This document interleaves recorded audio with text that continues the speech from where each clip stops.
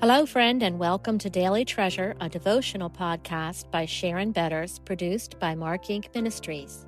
Today's devotional is Anna. Today's treasure: Anna was a widow until she was 84. She did not depart from the temple, worshiping with fasting and prayer night and day, and coming up at that very hour, she began to give thanks to God and to speak to Him, to all who were waiting for the redemption of Jerusalem. Luke 2:37 and 38. Think of a beloved older woman who seems to appear at just the right moment with needed wisdom, loving encouragement, and kindness. Every interaction with her inspires you to extend your own love to others, and you whisper, "I want to be just like her when I grow up." In each church Chuck pastored, an elderly woman took that place in my life. Often she did not serve in a public leadership role. Her private life with Jesus flowed over into her personal interactions with all age groups. Children made sure they saw her on a Sunday morning to hear her say their names with joy. Young mothers looked forward to a few minutes of catching up as she asked about each of her children or held them in her lap.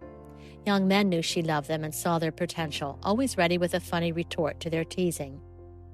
A friend told me about Martha, an elderly woman who sat in the back row every Sunday, usually cradling someone's baby so the mother could fully engage in worship.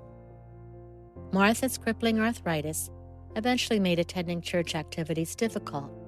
But at her funeral service, one young woman after another told stories of Martha's practical expressions of love and how she stayed engaged in their lives with cards and phone calls. They described her habit to take meals to new moms, always including handmade tiny knitted caps and sometimes personalized blankies. Others mentioned that Martha recognized when they needed an extra hug or whispered words of encouragement.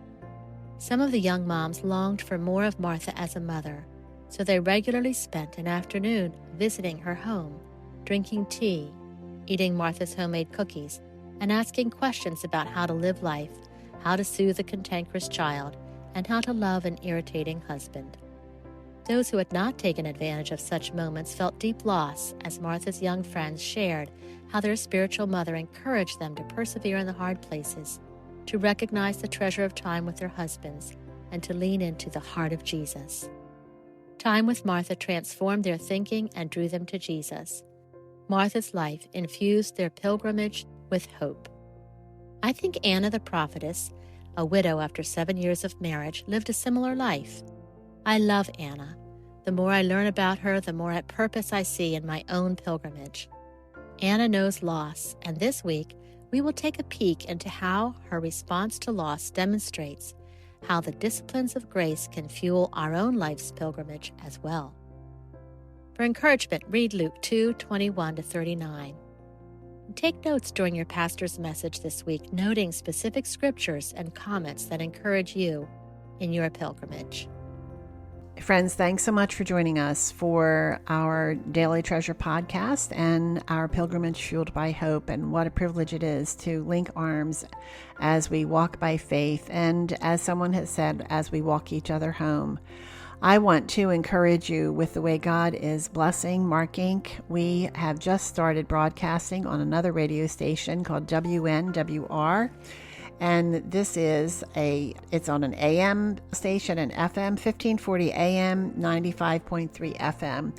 And this broadcast joins two other radio stations where we broadcast the preaching and teaching of my husband, Chuck. And I share that with you because many of you support the ministry, and I want you to see how God is multiplying your gifts to bring the gospel to others across our country and across the world through our online presence. So thank you so much for your support. Thank you for praying.